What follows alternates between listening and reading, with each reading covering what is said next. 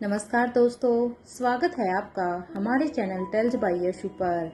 यहाँ पर आपको मिलेंगी अनोखी और रोचक कहानियाँ। अगर आपको हमारी कहानियाँ पसंद आती हैं तो कृपया करके हमारी वीडियो को लाइक करें, इसको अपने दोस्तों के साथ शेयर करें और अगर आप इस चैनल पर नए हैं तो कृपया करके सब्सक्राइब करें। आपका हमारे चैनल पर विजिट करने के लिए बहुत बहुत धन्यवाद। चलिए आज की कहानी का सफर शुरू करते हैं। पिछले एपिसोड में हम सब ने सुना था कि यहाँ पर अभी रिया अवंतिका को सब कुछ बता रही है कि कैसे उन्होंने अपनी नानी माँ को ट्रैप में फंसाया था। वो अब अपने इन्हीं ख्यालों में अभी वो यहाँ पर ही कह रही है कि उस समय किस तरह से करण नाना जी वो स्वाति मल्होत्रा यानी कि नानी माँ का इंतजार कर रहे थे। करण यहाँ इंतजार में ही थे, उन्हें अभी भी यही लग रहा था कि क्या स्वाति सच में जिंदा है या नहीं। तो इधर दूसरी तरफ यहाँ पर आर्यन अब अनिका से कहता है, मम्मा प्लीज मैं यहाँ आपके पास रुक जाऊं। इस बात पर अब अनिका कहती है, हाँ बेटा तुम रुक तो सकते हो, लेकिन मुझे एक बात समझ में नहीं आ रही है कि आपकी तबीयत खराब है और आपके दोनों भाई बहन को इससे कोई भी लेना देना नहीं है। वो अब तक कहाँ बिजी हैं, क्योंकि उन्हें आपकी केयर करनी चाहिए ना। इधर अनिका के अब इस शक भरे सवाल को सुनकर अब आर्यन खांसने की एक्टिंग करने लगता है ताकि अनिका का ध्यान उसकी बीमारी पर जाए और वो आर्यन से अब उसके भाई बहन के बारे में कोई और सवाल न पूछे कि कहीं अगर वो उसका जवाब नहीं देगा तो शायद उसकी मम्मा को इन तीनों के प्लान के ऊपर शक हो जाएगा। इधर आर्यन को इस तरह से खांसता हुआ देखकर अब अनिका जल्दी से साइड टेबल पर रखे पानी के गिलास को उठाती है और आर्यन को अब यहाँ पर वो पानी पिलाने लगती है। तो वहीं दूसरी तरफ अब तक स्वाति मल्होत्रा भी अपने पैलेस में इंटर कर चुकी थी, क्योंकि उसने लाख कोशिशें की थी अनिका को कॉल लगाने की, लेकिन अनिका का कॉल लग ही नहीं रहा था। इधर इसलिए अब उनके पास कोई और ऑप्शन नहीं था। इधर उनके इंटर करते हुए ही बच्चों के साथ साथ अनिका और उसके बाद एनी और जॉन के रूम में अब यहाँ पर अलर्ट बजने लगा। जैसे ही यहाँ पर ये अलर्ट बजा, ये सुनते ही तो धनंजय पीरामल अब बिल्कुल ही अलर्ट हो जाते हैं और कहते हैं, ये ईयरपीस है, इसे सभी अभी अपने अपने कान में लगा लो। अगर किसी को कुछ भी कहना हो तो इसके थ्रू ही कहना है, वैसे नहीं कहेंगे। And no everyone moves. ये कहते हुए ही अब यहाँ पर सभी अपनी अपनी लोकेशन की तरफ जाने लगते हैं, जो उन्होंने पहले से ही डिसाइड की थी कि जैसे ही स्वाति मल्होत्रा यहाँ पर आएगी तो वो कहाँ पर खड़े होंगे। तो वहीं जब अनिका इस अलर्ट को अपने कमरे में सुनती है तो वो सबसे पहले तो अपने फ़ोन को चेक करती है कि आखिर ये अलर्ट कैसा है, क्या उसकी मम्मा यहाँ पर आई है। लेकिन जैसे ही वो अपने फ़ोन को चेक करती है तो उसका फ़ोन उसे स्विच ऑफ दिखाई देता है।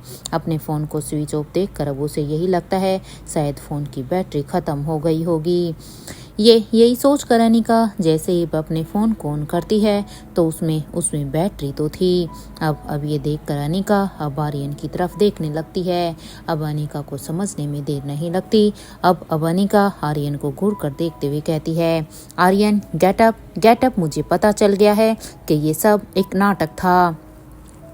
क्या चल रहा है तुम लोगों के दिमाग में? तुमने ही मेरे फ़ोन को स्विच ऑफ किया है ना। अब जल्दी खड़े हो जाओ। अरे मैं तो हैरान हूँ कि इतना रियलिस्टिक नाटक तुम कैसे करने लगे। हाँ, ये काम तो रिया का था ना। तो अब क्या मैं ये समझूं कि रिया का असर अब तुम पर भी होने लगा है?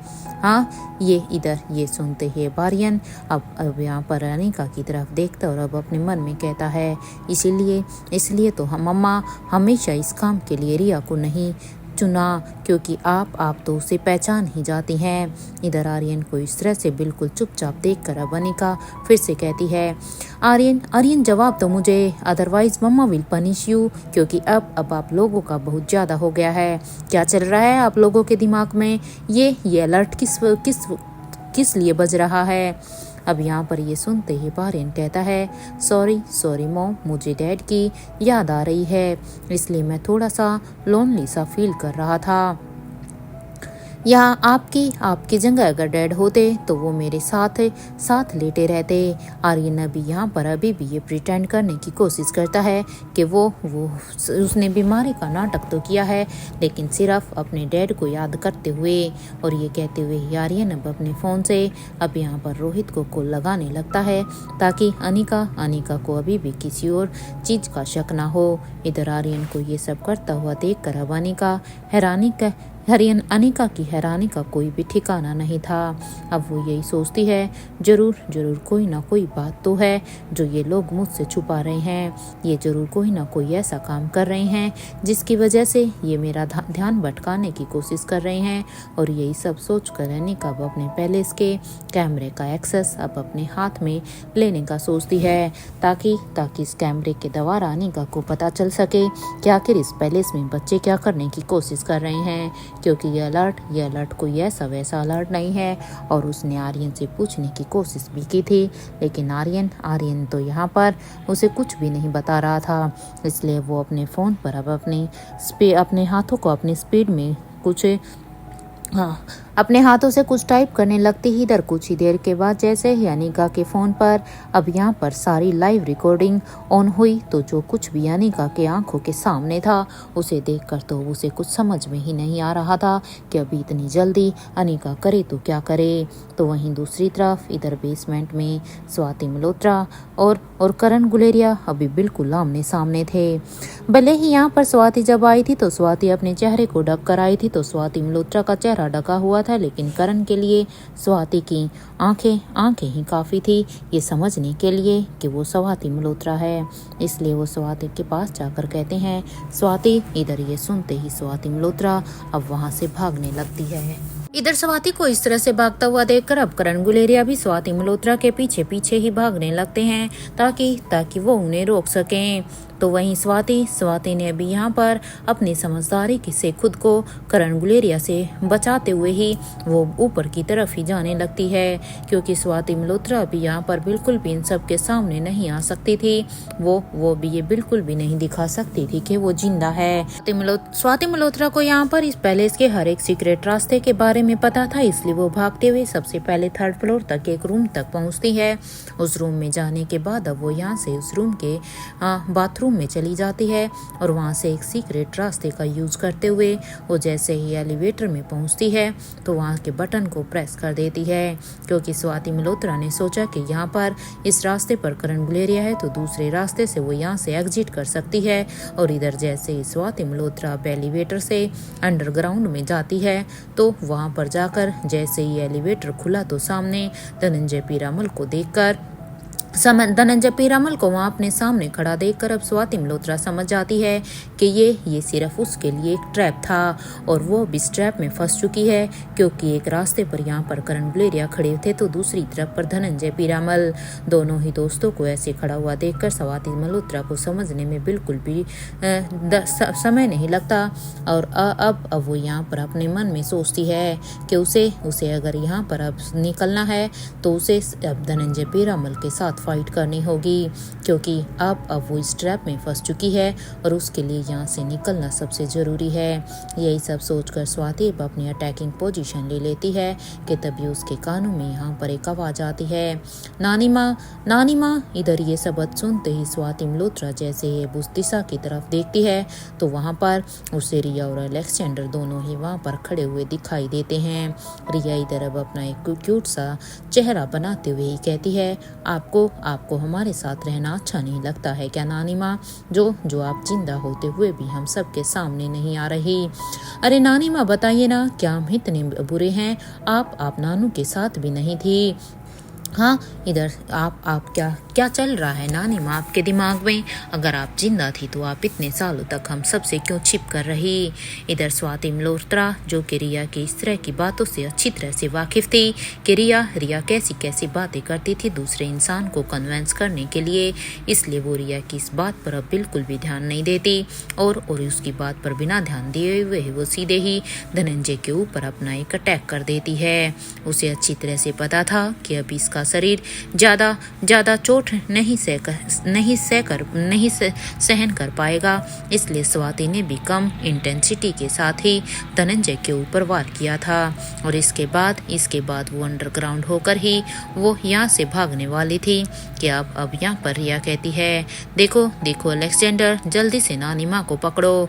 उसे पता था कि अलेक्जेंडर की रनिंग रिया से काफ़ी अच्छी है, क्योंकि स्वाति मल्होत्रा धनंजय के ऊपर वार करके वहाँ से भाग चुकी थी। इधर अब अलेक्जेंडर भी स्वाति मल्होत्रा को इस तरह से भागता हुआ देखकर उसके पीछे भाग रहा था। तो वहीं रिया अब अपना दिमाग चलाने में लगी हुई थी कि आखिर वो कैसे अपनी नानी माँ को पकड़ सकती है। आखिर कुछ करके ही उसे अपनी नानी को यहाँ पर रोकना है, चाहे उसके लिए उसे कुछ भी क्यों ना करना पड़े। कुछ देर तक अपना दिमाग दौड़ाने के बाद रिया जब अपने ऊपर देखती है तो उसे सीलिंग पर फायर अलार्म दिखाई देता है। इसलिए वो भी इधर उधर देखने लगती है। तो उसे पहले तो कुछ दिखाई नहीं देता है, लेकिन उसके दिमाग में एक आइडिया जरूर आ जाता है। इसलिए अब वो यहाँ पर जोर जोर से रोने लगती है और बचाओ बचाओ चिल्लाने लगती है। इधर रिया की इस आवाज को सुनकर अब स्वाति मल्होत्रा वहीं पर ही रुक जाती है, ये सोचकर कि आखिर अब रिया के साथ क्या हो गया। एक बार वो जब यहाँ पर पीछे मुड़कर देखती है तो अलेक्जेंडर भी पीछे की तरफ ही देख रहा था, क्योंकि रिया के इस एक्शन के बारे में किसी ने सोचा भी नहीं था। इसलिए वो यहाँ पर सबसे पहले भागकर रिया की तरफ जाने लगता है। तो वहीं स्वाति मल्होत्रा सिर्फ 10 कदम ही इन सबसे दूर थी। वो इस पैलेस से बाहर निकलकर जा सकती थी, लेकिन रिया की फिक्र अब उसे भी हो रही थी। उसे यहाँ पर ये समझ में ही नहीं आया कि आखिर रिया के साथ हुआ क्या आखिर रिया किसी खतरे में है। इसलिए ये सोचकर ही स्वाति मल्होत्रा अपने आप को इस पैलेस से बाहर ना जाकर वो सीधा ही रिया की फिक्र में अब अपने कदमों को रोककर अब पीछे की तरफ ही जाने लगती है। और इधर जैसे ही स्वाति मल्होत्रा वहाँ पहुँचती है तो रिया यहाँ पर नीचे बेहोश लेटी हुई थी और उसके पास अलेक्जेंडर और धनंजय पीरामल दोनों अब उसे उठाने की कोशिश कर रहे थे। यहाँ पर यह सब होता हुआ देखकर स्वाति मल्होत्रा रिया को लेकर अब और भी ज्यादा घबरा जाती है। इसलिए स्वाति मल्होत्रा भागकर जल्दी से रिया के पास आती है और अब उसकी नब्ज को चेक करती है। वो एक पल के लिए ये सब कुछ भूल गई थी कि उसे इन सब के सामने नहीं आना था, लेकिन वो रिया की फिक्र में ये सब कर रही थी। लेकिन जैसे ही स्वाति मल्होत्रा उसके नब्ज को चेक करती है तो वो पता करती है कि रिया तो बिल्कुल ठीक है। इसलिए इससे पहले कि स्वाति मल्होत्रा कुछ भी समझ पाती कि ये रिया ने अपना एक ड्रामा स्टार्ट किया है, कि तभी रिया उनके मुंह पर अब एक स्प्रे बोतल से अब स्प्रे कर देती है, ताकि वो अपनी नानी माँ को यहाँ से जाने से रोक सके। और जल्दी से ही अपनी जगह से उठकर बैठ जाती है और अब वो यहाँ पर बैठते हुए ही कहती है, ओफो नानी माँ, आपको तो मेरे बारे में कुछ भी नहीं पता है। अरे मैंने अपने स्कूल के फर्स्ट डे में ऐसा ही कुछ किया था, आपने मुझे अंडर एस्टिमेट कर लिया। इस बात पर अब अलेक्जेंडर कहता है, रिया ये स्प्रे बोतल तो मम्मा ने हमें हमारी प्रोटेक्शन के लिए दिया हुआ था ना, तो तुमने इसे ऐसे यूज क्यों किया। अलेक्जेंडर की इस बात पर रिया कहती है, कोई बात नहीं अलेक्जेंडर, अगर ये खत्म हो गई तो मैं दोबारा से मम्मा से मांग लूंगी, लेकिन अभी हमारे लिए नानी माँ को यहाँ पर रोकना बहुत ही जरूरी था। वो क्या है ना, मुझे कुछ समझ में नहीं आया कि तभी मुझे लगा कि मुझे ऐसा कुछ करना चाहिए। इसलिए जब बच्चे यहाँ पर यह बातें कर रहे थे तो अब तक वहाँ पर करण गुलेरिया भी अपने उस सीक्रेट रास्ते से होते हुए यहाँ बच्चों के पास और धनंजय के पास आ जाते हैं। जैसे ही वो यहाँ पर आते हैं तो वो यहाँ पर स्वाति के चेहरे पर उस कपड़े को हटा देते हैं और उसके बाद वो स्वाति को अपनी बाहों में उठा लेते हैं, क्योंकि जैसे ही रिया ने स्वाति मल्होत्रा के चेहरे पर इस स्प्रे को मारा तो उस स्प्रे के असर से स्वाति मल्होत्रा वहीं पर ही बेहोश होकर गिर जाती है। और करण कंफर्म करने के लिए कि ये स्वाति है या कोई और, वो उसके चेहरे से कपड़ा हटा देते हैं। अपने सामने अपनी स्वाति को इस तरह से देखकर करण सच में काफ़ी इमोशनल हो गए थे। लेकिन स्वाति को इस तरह से बेहोश देखकर वो सबसे पहले उसे अपने कमरे में लेकर जाना सही समझते हैं। इसलिए वो एलिवेटर की तरफ जा ही रहे थे कि तभी उनके सामने अनिका आ जाती है। जैसे ही अनिका यहाँ पर सामने आती है तो ये सब देखकर तो उसे अपने बच्चों के ऊपर सबसे ज़्यादा गुस्सा आ रहा था, क्योंकि अनिका समझ चुकी थी कि बच्चों ने ही ये ट्रैप बनाया है और उसमें क्योंकि आर्यन ने उसमें ज़्यादा रोल प्ले किया है, इसलिए उसका मन तो कर रहा था कि वो बच्चों को अभी ही पनिश करें, लेकिन वो अपने पापा के साथ अपनी नज़र को नहीं मिला पा रही थी, क्योंकि अनिका को पता था कि उसकी माँ जिंदा है, लेकिन उसने ये बात अपने पापा से छुपाई हुई थी। इधर जैसे ही करण गुलेरिया सामने अनिका को देखते हैं तो करण गुलेरिया गुस्से में अब अनिका से कहते हैं, अनिका मुझे तुमसे ये उम्मीद बिल्कुल भी नहीं थी। तुम और रोहित कल सुबह मेरे रूम में आकर मुझसे मिलो, और हाँ, वो डिज्नीलैंड घूमना कैंसल। ये कहते हुए ही करण गुलेरिया वहाँ से जाने लगते हैं, तो वहीं बच्चे भी अपने दादू के साथ जाने लगते हैं। इधर अब यहाँ पर ये फ्लैशबैक एंड हो जाता है, और अब प्रेजेंट में क्योंकि रिया रानी अवंतिका को ये बात बता रही थी, तो रिया बड़ी बड़ी आंखें करके बस रानी अवंतिका को ही देख रही थी। तो वहीं रिया का ऐसा रिएक्शन देखकर अब रानी अवंतिका कहती है, अब सोना नहीं है क्या? चलो, आज तो तुमने मुझे ये पूरा का पूरा वाक्य बता दिया, इसलिए चलो पहले कुछ खा लेते हैं, उसके बाद ही हम आपके बालों की चंपी करते हैं। यहाँ पर अवंतिका की ये बात सुनकर रिया अब अपने मन में कहती है, ये ब्यूटीफुल लेडी को इतना सब कुछ कैसे पता, और क्या इन्हें मेरी सारी की हुई शरारतों के बारे में पता है? अब तो ये मुझे पनिश करेंगी, क्योंकि रिया समझ जाती हैं कि इन्हें रानी अवंतिका को सब कुछ पता ही। इधर रिया को ऐसे देखकर अब रानी अवंतिका कहती है, आप हाथ मुंह धो लीजिए छोटी अनिका, हम खाना लगाते हैं। अब अवंतिका की ये बात सुनते हुए कुछ कहते कि इससे पहले ही रिया यहाँ पर बाथरूम में चली जाती है, तो वहीं अवंतिका बाहर जाकर दाई माँ की हेल्प करने के लिए चली जाती है। तो इधर दूसरी तरफ पेरिस में रोहित के पैलेस में रोहित यहाँ पर राहुल के साथ बैठा हुआ था, जहाँ राहुल के चेहरे पर गुस्सा साफ साफ दिखाई दे रहा था, तो वहीं रोहित के चेहरे पर कोई भी एक्सप्रेशन नहीं थे। कुछ देर तक दोनों के बीच में यहाँ पर खामोशी थी, क्योंकि गुस्से में ना तो राहुल कुछ कह रहा था और ना ही रोहित राहुल से कुछ पूछ रहा था या कह रहा था। इधर इस खामोशी को फाइनली तोड़ते हुए अब यहाँ पर राहुल कहता है, तुम मुझे बताने वाले हो कि वो बूढ़ा कब मरेगा या नहीं? अरे समझ में नहीं आता है कि वो जिंदा क्यों है। मैंने तो सोच लिया था कि वो शायद मर गया होगा। अरे भाई, कब तक धरती का बोझ बनकर रहेगा? अरे उस बूढ़े का मरना बहुत ही जरूरी है। ये यमराज की लिस्ट ये यमराज की लिस्ट में उस बूढ़े का नाम है भी या नहीं? वो बूढ़ा सच में जब तक वो बूढ़ा नहीं मर जाता, जब तक मैं शांति से नहीं जी सकता। इधर राहुल की ये बात सुनते ही अब रोहित कहता है, तुम्हें फैमिली ग्रुप में आया हुआ मैसेज पढ़ लिया है लगता है। इस बात पर अब राहुल कहता है, मन तो कर रहा है कि मारवा हाउस में जाकर उस बूढ़े को जान से मार दूं। मैं उस बूढ़े को बिल्कुल भी मारवा हाउस में बर्दाश्त नहीं कर सकता। ये सुनते ही अब रोहित कहता है, देखो राहुल, थोड़ा सा सब्र से काम लो। अगर ऊपर वाले ने चाहा तो तुम्हारे मन की बात जरूर पूरी होगी। वो बूढ़ा जल्द से जल्द इस दुनिया से विदा होगा। इधर रोहित की ये बात सुनते ही अब राहुल कहता है, ऐसा ही होना चाहिए ब्रो। और वैसे भी अगर तुम्हें याद हो तो मैं तुम्हें बता दूं कि मैंने रानी साहिबा को प्रोटेक्ट करने का वादा जो तुमसे किया था वो मैंने पूरा किया है। मुझे नहीं पता तुम वो बात अभी भूल गए हो या तुम्हें याद है, लेकिन देखो मैंने अपनी जान पर खेलकर भी उन्हें प्रोटेक्ट किया है। और हाँ, इसके बदले में तुम्हें जो करना है वो तो तुम्हें याद ही होगा ना, या वो भी मुझे तुम्हें याद दिलाना है। इधर राहुल की इस बात का जवाब देते हुए अब रोहित मारवा कहता है, मैंने उस आश्रम में तुम्हारे नाम का डोनेशन पहले ही कर दिया है राहुल, इसलिए तुम चिंता मत करो। रोहित की इस बात पर अब राहुल कहता है, मम्मा पापा विल प्राउड ऑफ मी। मैंने लंदन में उनके नाम पर एक आश्रम खोला है। ये सुनते ही अब रोहित कहता है, अब तो तुम खुश हो ना? अरे इतने सालों से तुम ये काम करना चाहते थे, लेकिन देखो अब फाइनली ये काम हो गया है। वैसे मैं तुम्हारी जानकारी के लिए बता दूं राहुल, इसमें रानी आलिशा ने भी सच कहूँ तो बहुत हेल्प की है इस काम को करने में। रोहित की ये बात सुनते ही राहुल कहता है, वैसे अब कैसी हैं वो नकचड़ी, क्योंकि हर बात पर तो उसका नाक पर गुस्सा चढ़ा रहता है। राहुल की इस बात पर अब रोहित कहता है, वो तो मैं तुम्हें नहीं बता सकता राहुल। अब ऐसा है क्योंकि अब तुम ठीक हो चुके हो तो तुम खुद ही उनसे जाकर क्यों नहीं मिल लेते हो। शायद शायद जब तुम उससे खुद जाकर मिलोगे तो तुम्हें खुद पता चल जाएगा।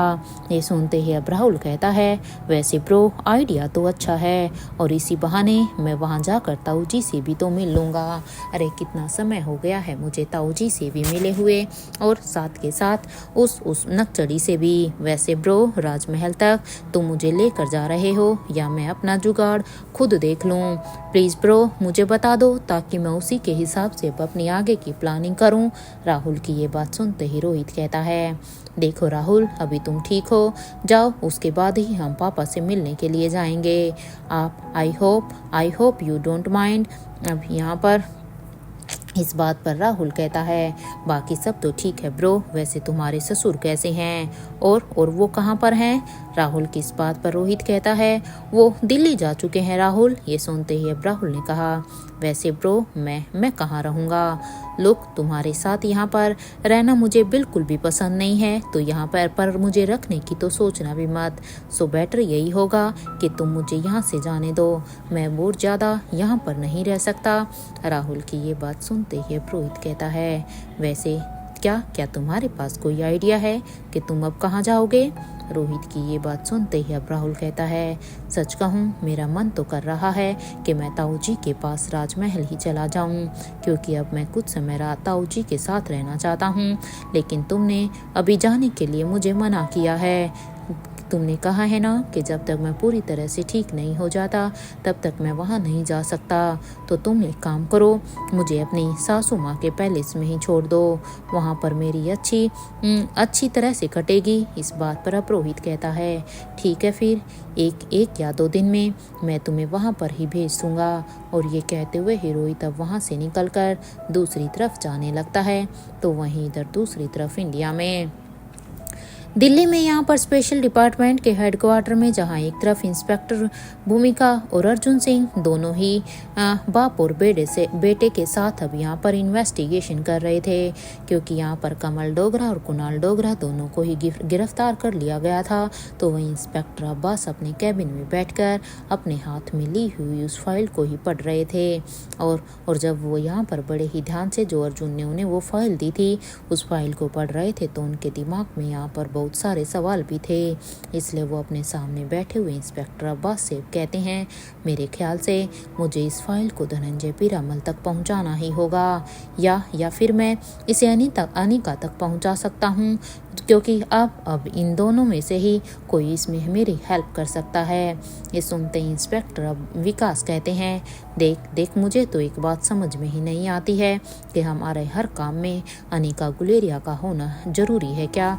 जब भी हमारा कोई भी नया केस होता है, कोई भी हमारा काम होता है, तो तुम्हारे मुंह पर बस उस अनिका का ही नाम होता है। अरे तुम हर बार उस अनिका को ही हर एक केस में शामिल क्यों करते हो?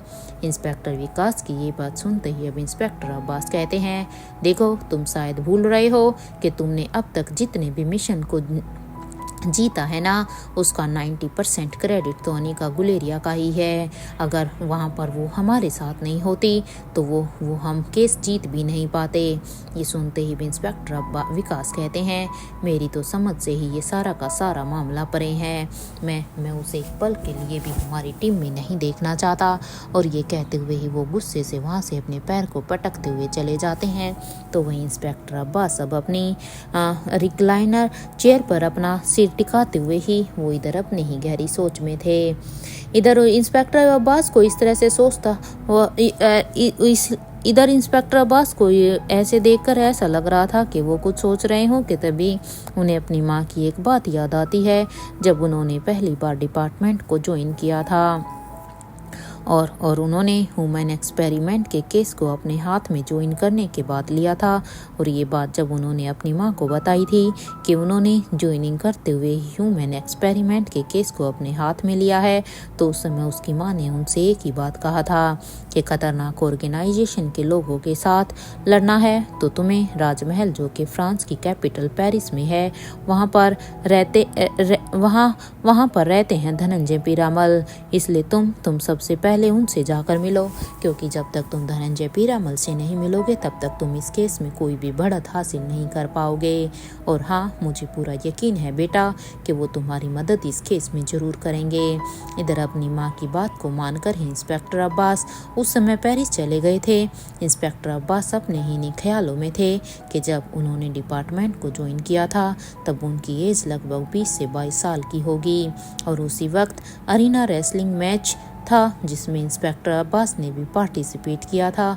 और उस समय उनकी आईडी 002 फाइनल में उनका मैच यहाँ पर सुखवीर सर के स्टूडेंट के साथ होना था, जो कि वहाँ पर बड़े भैया के नाम से जाने जाते थे और जिनकी आईडी उस समय थी 001। इधर ऑडियंस में यहाँ पर फाइनल मैच को लेकर काफ़ी उत्साह था, लेकिन इस केस की वजह से इंस्पेक्टर अब्बास को पेरिस जाना पड़ा था और फाइनल में बिना मैच खेले ही वो बड़े भैया जीत गए थे और वो डिफेंडिंग चैंपियन भी कहलाने लगे थे। लेकिन इंस्पेक्टर अब्बास तो यहाँ पर इस खतरनाक ऑर्गेनाइजेशन के इस केस को लेकर अब तक यहाँ पर राजमहल आ चुके थे। उन्हें पता था कि यहाँ पर अक्सर धनंजय पीरामल से मिलना इतना आसान नहीं होने वाला है, क्योंकि यहाँ के रूल रेगुलेशन काफ़ी सख्त हैं, यहाँ की सिक्योरिटी काफ़ी सख्त है। इसलिए पहले तो उन्होंने धनंजय पीरामल से मिलने के लिए उनकी अपॉइंटमेंट लेनी होगी। उन्हें पूरे के पूरे प्रोसेस को अब यहाँ पर पूरा कर लिया था और फाइनली जब उन्हें राजमहल से जवाब आया तो वो बिना वक्त गवाए ही राजमहल पहुँच गए थे, क्योंकि राजमहल पहुँचने से पहले ही उन्होंने यहाँ पर अपनी अपॉइंटमेंट फिक्स करा ली थी। और वो सबसे पहले यहाँ पर सिक्योरिटी चेक से गुजरने के बाद उन्हें पता चला कि वो 15 मिनट पहले यहाँ पर आ गए थे। और धनंजय पीरामल इस समय यहाँ पर गार्डन में अपनी तलवार फाइट की प्रैक्टिस कर रहे थे अब, और साथ ही साथ उनकी नज़र अब यहाँ पर अंडरवर्ल्ड की न्यूज़ पर भी थी। तो वहीं इंस्पेक्टर अब्बास अब गार्डन में रखी हुई चेयर पर वहीं पर जाकर बैठ जाते हैं और धनंजय पीरामल को ही वो देख रहे थे, क्योंकि वो 15 मिनट पहले यहाँ पर पहुँच चुके थे। इधर धनंजय पीरामल को जैसे ही उनके आने का पता चलता है तो वो अब अपने सर्वेंट से कहते हैं, आप उनके लिए तब तक कुछ लेकर जाइए, मैं बस 10 मिनट में वहाँ पर ही आता हूँ। और ये कहते हुए ही धनंजय पीरामल अब राजमहल के अंदर चले जाते हैं। तो वहीं इंस्पेक्टर अब्बास अब थोड़ा सा नर्वस जरूर थे पेरिस में रहने के लिए। इधर पेरिस में रहने के बाद तो अब तक उन्हें भी धनंजय पीरामल के बारे में पता लग गया था, उनके नेचर के बारे में, उनके हर एक बात के बारे में। यहाँ पर इधर अपनी ही सोच में थे कि तभी राजमहल के सर्वेंट अब उनके लिए कुछ यहाँ पर ड्रिंक लेकर आ रहे थे। कुछ देर के बाद जैसे ही उनकी नज़र यहाँ पर सामने से आ रहे धनंजय पीरामल पर जाती है तो उन्हें देखकर और उनके ओरे को देखकर तो इंस्पेक्टर अब्बास अब अपनी जगह पर खुद ही खड़े हो जाते हैं। जैसे ही धनंजय पीरामल अब उनके पास आते हैं तो इंस्पेक्टर अब्बास को बैठने के लिए कहते हैं और अब वो खुद भी बैठ जाते हैं।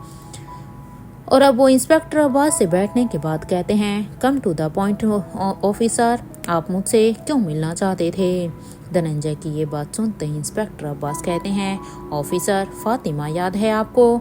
ये नाम सुनते ही तो धनंजय पीरामल के चेहरे के एक्सप्रेशन एकदम से ही बदल जाते हैं। और अब वो कहते हैं, आप इस ऑफिसर के बारे में क्या जानते हैं? ये सुनते ही इंस्पेक्टर अब्बास कहते हैं, एक्चुअली वो ऑफिसर कोई और नहीं बल्कि वो मेरी माँ है। इवन उन्होंने ही मुझे आपसे मिलने के लिए पेरिस में कहा था और इसलिए ही मैं आपसे यहाँ मिलने के लिए आया हूँ। देखिए ये कुछ फाइल हैं। और ये कहते हुए ही वो उन फाइल को धनंजय पीरामल की तरफ बढ़ा देते हैं। इधर धनंजय पीरामल भी अभी जो अपनी हैरानी में थे वो भी यहाँ कि आखिर इन फाइल में क्या होगा, इसलिए वो भी यहाँ पर उन फाइलों को पकड़ लेते हैं। और पकड़ते हुए ही पकड़ लेते हैं तो इधर जैसे ही धनंजय इन फाइल को लेते हैं तो अब इंस्पेक्टर अब्बास कहते हैं, मुझे आपकी हेल्प चाहिए। अब इंस्पेक्टर अब्बास की ये बात सुनते ही धनंजय ने जैसे उन फाइल को ओपन करते हैं तो उनके सामने यहाँ पर कुछ केस थे। उन्हें देखकर अब धनंजय पीरामल कहते हैं, मुझे थोड़ा सा समय दीजिए और हाँ मैं आपकी मदद इसमें ज़रूर करूँगा। इधर धनंजय की ये बात सुनते ही इंस्पेक्टर अब्बास कहते हैं, थैंक यू सो मच। वैसे मैं सच कहूँ तो मैं बड़ी ही उम्मीद के साथ आपके पास आया था। इवन मेरी माँ ने भी कहा था कि आप इस केस में मेरी मदद जरूर करेंगे। और ये कहते हुए वो वहाँ से जाने लगते हैं। तो इधर इंस्पेक्टर अब्बास इधर अपने ख्यालों में ही थे कि तभी उनके कानों में एक आवाज़ आती है, सर मे आई कम इन। इधर इस बात जैसे ही इंस्पेक्टर अब्बास के कानों में ये आवाज़ आई तो वो अपने सेंस से बाहर अभी प्रेजेंट में आते हैं और इस बात को सुनकर जवाब देते हैं, यस कम इन। और इधर इंस्पेक्टर अब्बास अब अपने पास में रखी हुई बेल को साथ के साथ बजा भी देते हैं, जिससे कि बाहर जो कोई भी है वो अंदर आ सके। इधर कुछ ही देर में दरवाज़ा खुला तो सामने इंस्पेक्टर भूमिका और इंस्पेक्टर और वहाँ पर अर्जुन सिंह को देखकर अब इंस्पेक्टर अब्बास कहते हैं, क्या हुआ है, क्या उन दोनों में से किसी ने भी अपना मुंह खोला?